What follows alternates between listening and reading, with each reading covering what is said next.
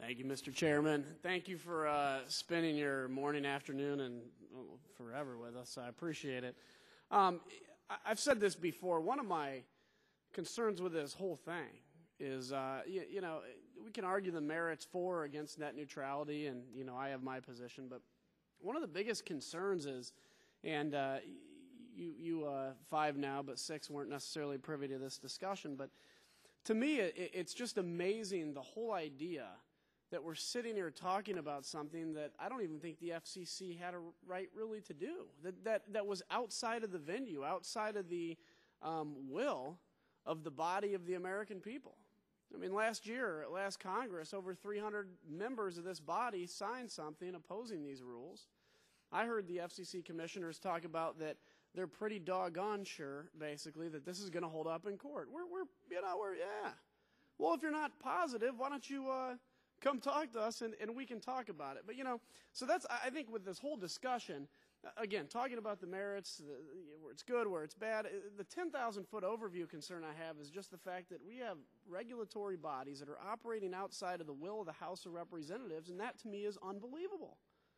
That is not what was ever intended to happen. So I had to get that off my chest. Let me say to Dr. Kovacs, I hope I'm saying your name correctly. If the current order, I know you've discussed this, but I want to ask this in this way. If the current order from the FEC were to be implemented, with the current lack of complete definitions in a lot of areas, in many of these aspects, do you believe that that lack of definitions in this current order would create the necessary certainty that broadband internet access providers will need to determine that long-term strategy?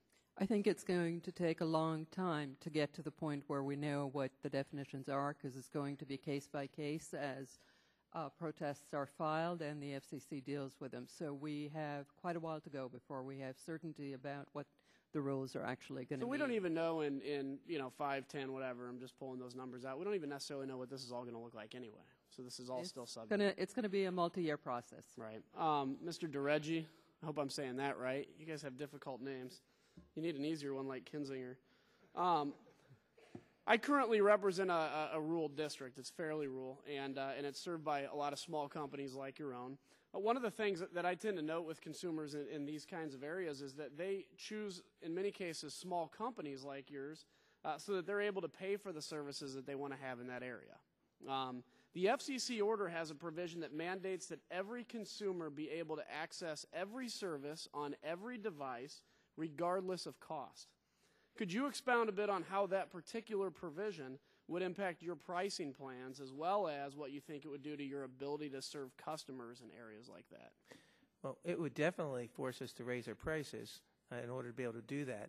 But it's also not physically capable of happening because the spectrum is not available to be able to fulfill that request. So we're basically creating something, or something's being created that's just not even possible to follow through on anyway. You're basically making me operate as a criminal because I can't comply. Right. Okay. And, finally, Mr. Turner, just to be clear, yes or no is fine on this. Please, just yes or no. If the FCC loses in court, will you support Title II regulation of the Internet?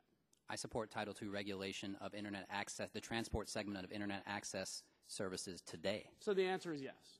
The answer to, okay.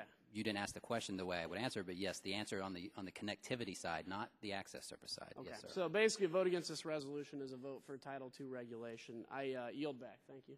I wish I... Gentleman yield back his time.